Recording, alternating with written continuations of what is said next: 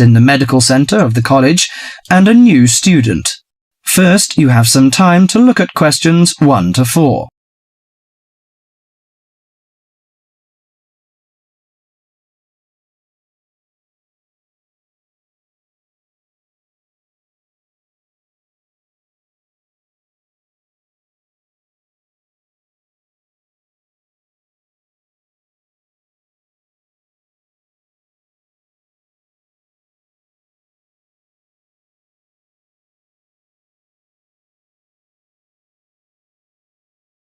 Now listen carefully to the conversation and answer questions 1 to 4.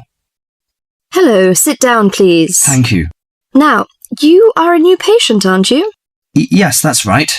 Okay, so I'd better get some basic details down first. Right, we'll start with your name. Martin Hansen. Do you spell that S-O-N or S-E-N? Hansen. Okay, and you're a first-year student? Yes, I am. Study in? Electronics, actually. I hope you enjoy it. Thanks. And your address? 2805 Hesperian Avenue, Hayward. 2805 and Hesperian. Yes, that's Hesperian. Hayward, Hayward. And your phone number? 734-246-55. 734-264-55. No, you got the 6 and the 4 the wrong way round. It's 246-55. Huh? Sorry, right. And, when were you born? The 15th of June, 1986. Here in New Zealand? No, I was born in Sydney. Before you hear the rest of the conversation, you have some time to look at questions 5 to 10.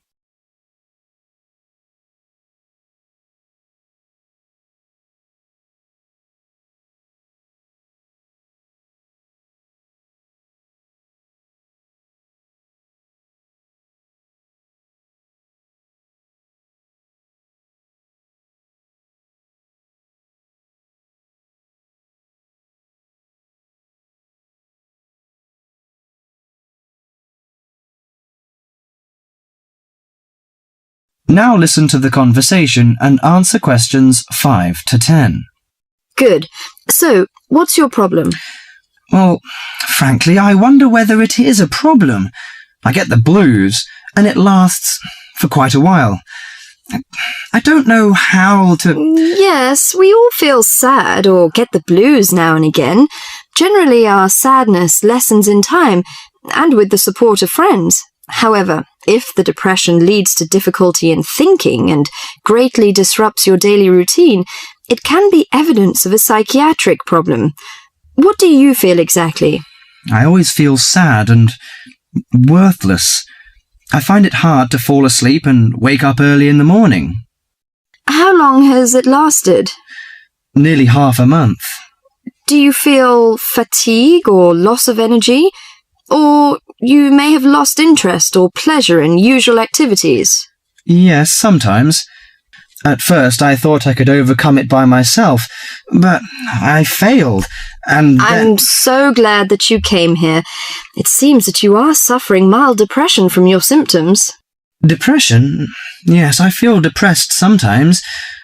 But why would I... Depression may occur as a result of biochemical changes in the body. Alcohol, amphetamines, cocaine, and LSD can bring on depression. Those who have a family history of depression usually have a greater risk of depression. Sometimes the worrying changes in life can lead to depression. I see. I had a really bad breakup of a love relationship. It makes me feel hopeless. Do you think I need some treatment? Yes.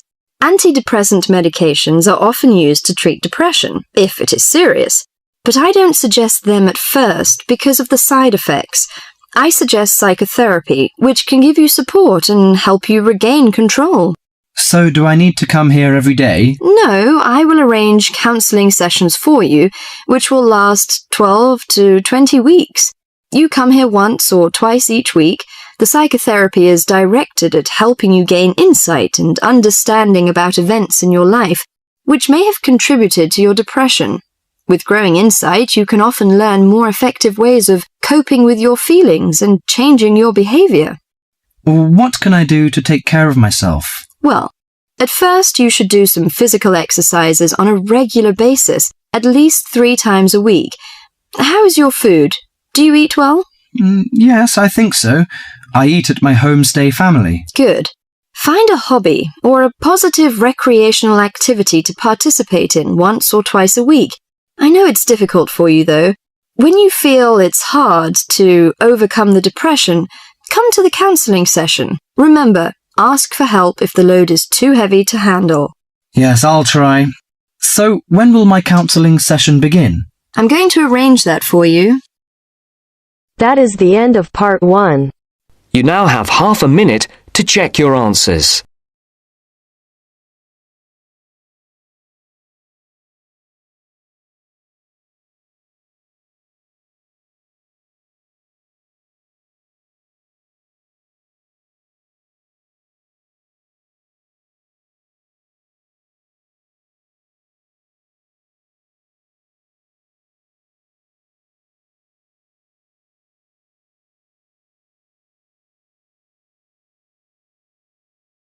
Part 2. You'll hear a talk by a security worker from Sydney Airport who is introducing the day-to-day operations of the Australian Quarantine Service. First, you have some time to look at questions 11 to 17.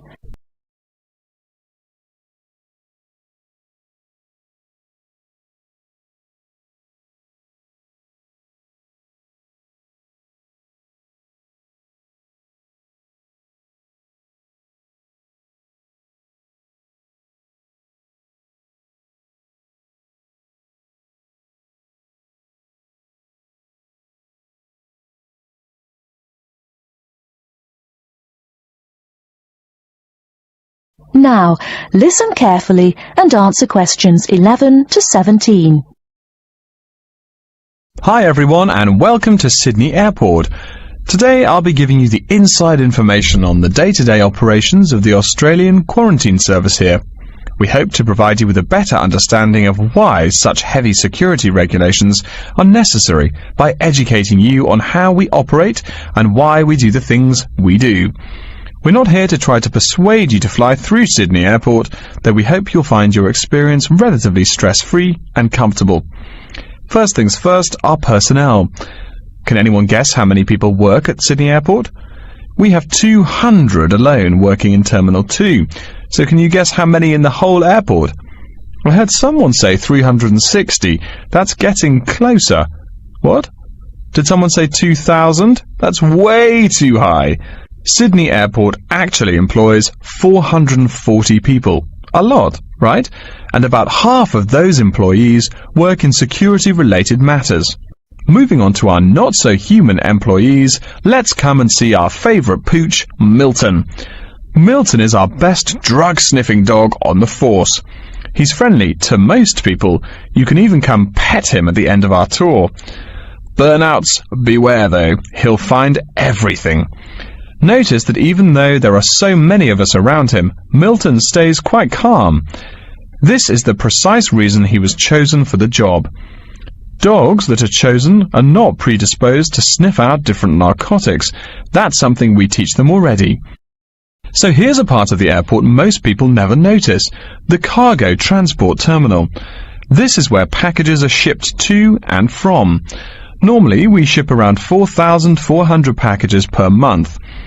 In this airport alone, over 52,000 packages were shipped in and out over the past year. We ship to and from 170 different countries. Not bad, eh? Probably it will go up to over 72,000 packages this year. And despite over 100 flights in and out of here daily, the number of lost or delayed packages is impressively low. If you send your package through here, rest assured we'll get it where it's going. Let's move on to the area most of us are familiar with, the passenger terminals. In order to be allowed into this area, you must pass through security with your ticket and, if you're travelling internationally, your passport. If you're travelling domestically, you just need a legal form of ID. If you don't have those, you will not be allowed to pass through security and board your flight. During the security scan, your carry-on items will be checked for dangerous items such as weapons, sharp objects, and liquids that exceed our specified limit. If you attempt to pass any of the prohibited items on this list posted at the entrance, you are still allowed to board the plane, but you'll be given a warning and your item will be confiscated. Don't worry, we will not arrest you for having too much shampoo in your bag or anything like that. We also search your carry-ons and parcels for any perishable items. We prohibit the transportation of local vegetation and prohibit parcels containing any insects in them. You may or may not have learnt about this in biology class, but when some plants are introduced to a new environment, they spread wildly and wipe out the current species around it.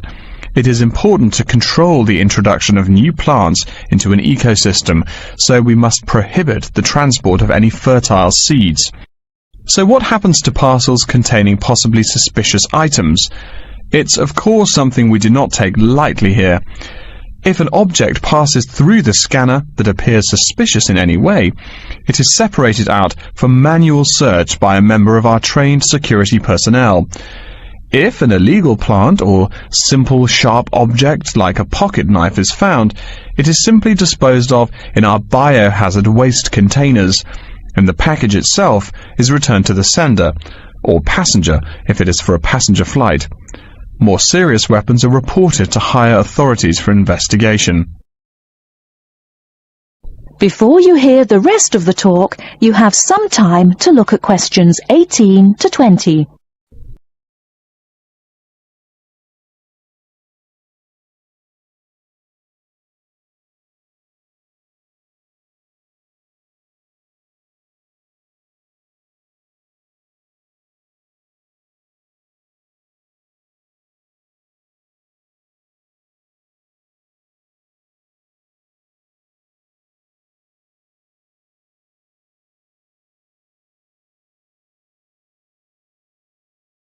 Now listen and answer questions 18 to 20.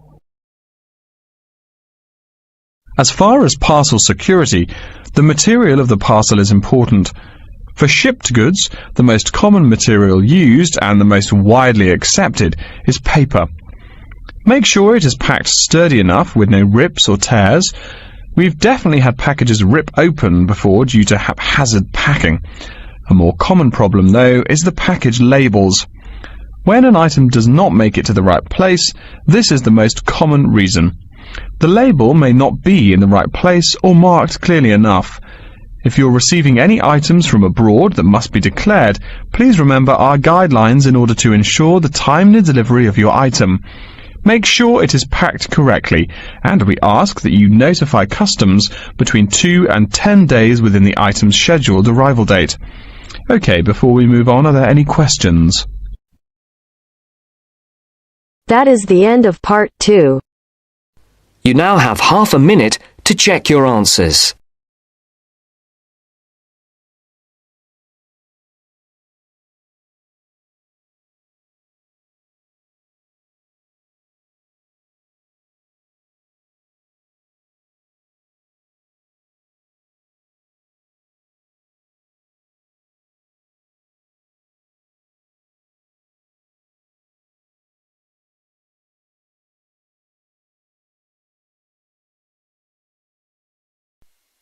Now turns to part 3. Part 3. You'll hear a woman calling Laverton Arts Centre for some information. First, you have some time to look at questions 21 to 26.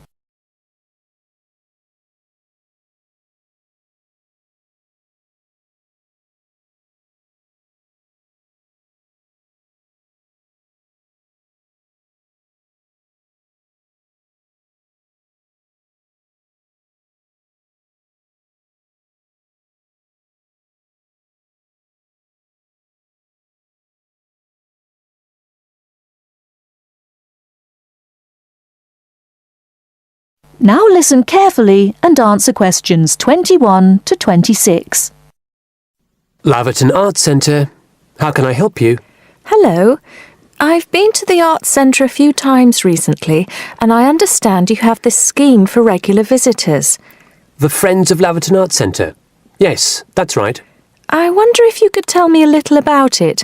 I mean, how much it costs and what benefits it offers, things like that. Certainly. Well, first of all, the good news is that we've recently changed the scheme. It used to cost £15 a year, but now it's free.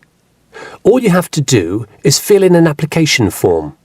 You can either come to the Arts Centre and do that here, or you can go to our website and apply online. And so what are the benefits of joining? There are actually quite a few. As a friend of Laverton Arts Centre, you'll receive a newsletter every 3 months with information on all the forthcoming events. That sounds useful. You also get priority booking for shows and concerts in the main theatre. Can you explain how that works exactly? Yes. What that means is that when tickets go on sale, for the first 2 days they're only available to Friends of the Arts Centre. So, as long as you book early, you can make sure you get seats. Great! Do you ever offer discounts to Friends of the Centre? Under the old system, when you had to pay to be a member, we did. Under the new system, there won't be any discounts for shows in the main theatre or films at the Arts Cinema. Having said that, we will be offering some discounts to members for performances in the small theatre. There'll be information about this in each issue of the newsletter. I suppose I can find that information online as well, can I? Absolutely. Actually, we're redoing our website at the moment. Right now, there actually isn't a special section for Friends of the Arts Centre on the website. Once the site's been redesigned, there will be. You'll be able to put in your username and password and enter a special section just for you. It sounds excellent. Are there any requirements, though? I mean, as a member, do I have to do anything? Yes, sorry, I forgot to mention that. There are no formal requirements at all, though obviously we have this scheme to encourage people to attend events here regularly. So, we ask that you attend at least 4 events a year, whatever they are, if you possibly can. Nobody's going to count, though, and it's totally up to you. That sounds fair enough. Before you hear the rest of the talk, you have some time to look at questions 27 to 30.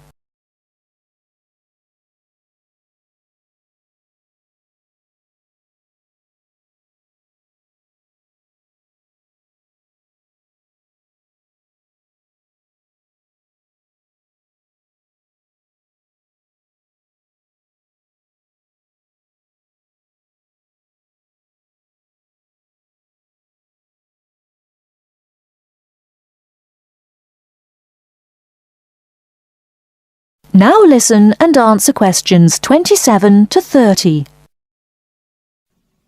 While you're here, we're actually conducting a short survey of people who phone up the Arts Centre.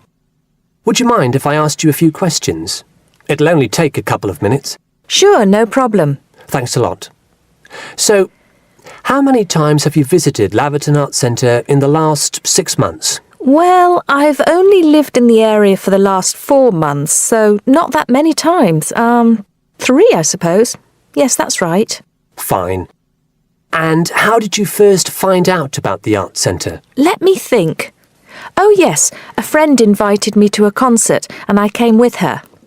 Have you ever seen a film at the Arts Cinema here? No, I haven't, to be honest. In fact, until you mentioned it earlier, I didn't realise you even had a cinema. One more question. If we offered a free tour of the Arts Centre, including things such as going backstage to look at the dressing rooms, would you be interested in going on it? Oh, yes, definitely. I think a tour like that would be very interesting. I'd even pay for it. That's great. Thank you very much for your time. Thank you. That is the end of part 3. You now have half a minute to check your answers.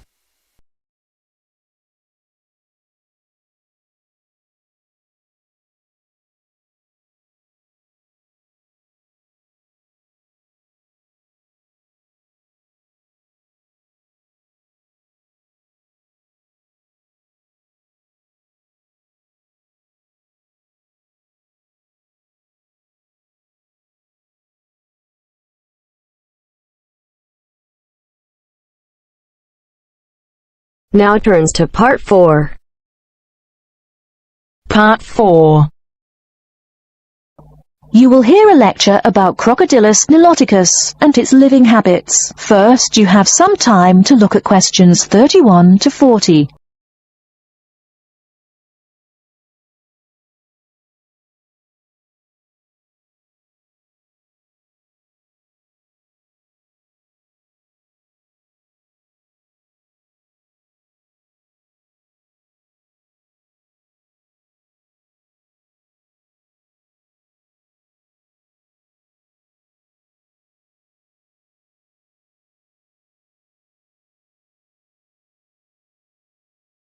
Now, listen carefully and answer questions 31 to 40.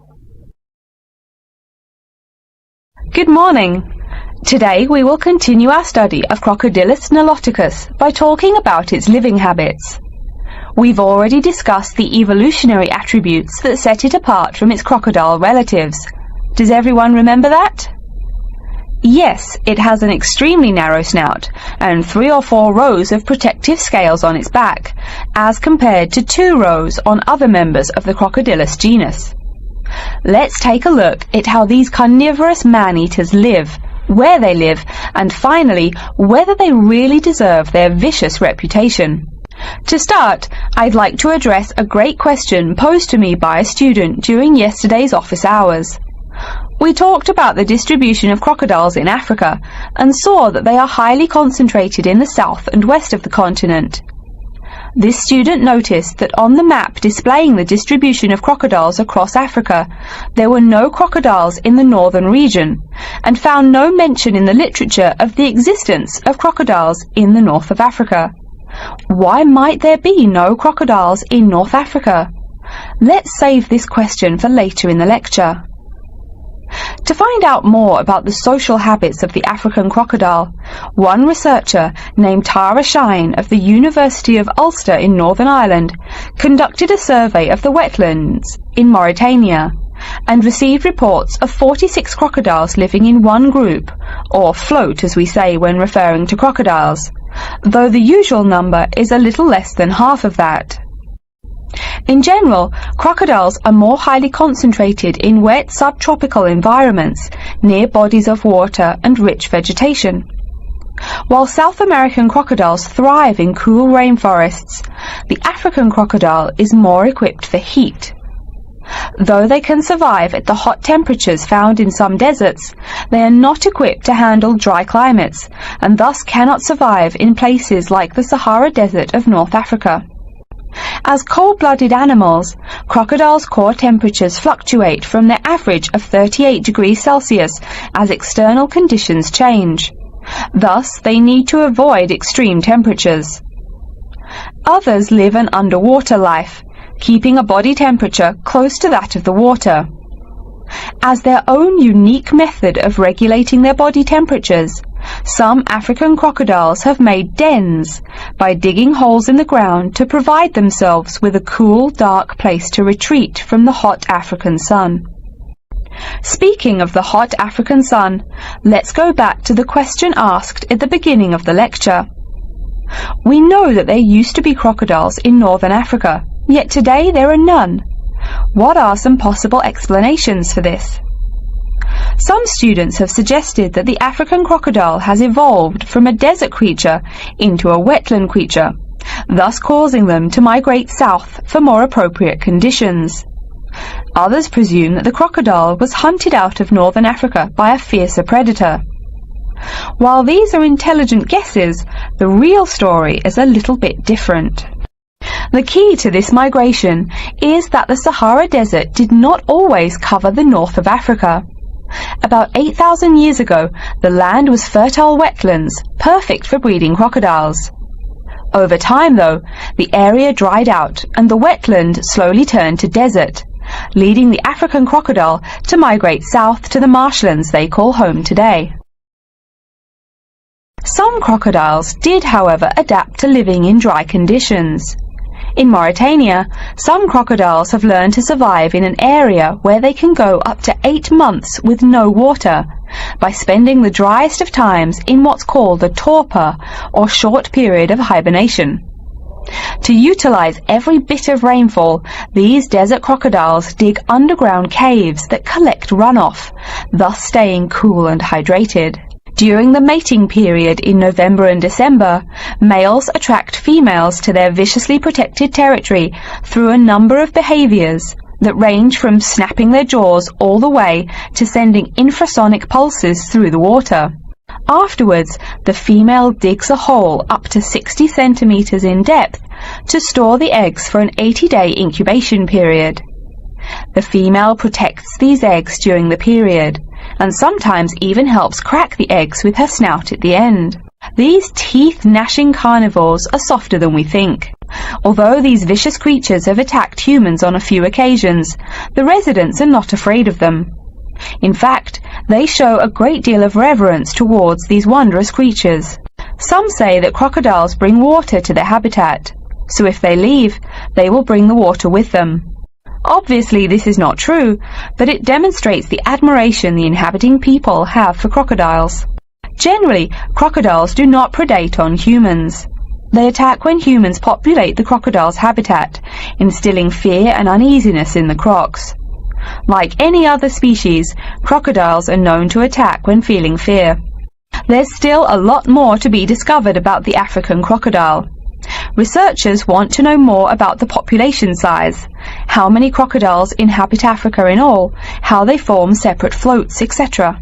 There is still also much to learn about migration patterns and relations to other populations of crocodiles now found in other parts of the world. Next time, we'll examine a few specific case studies of crocodile populations in southern Africa. That is the end of part 4.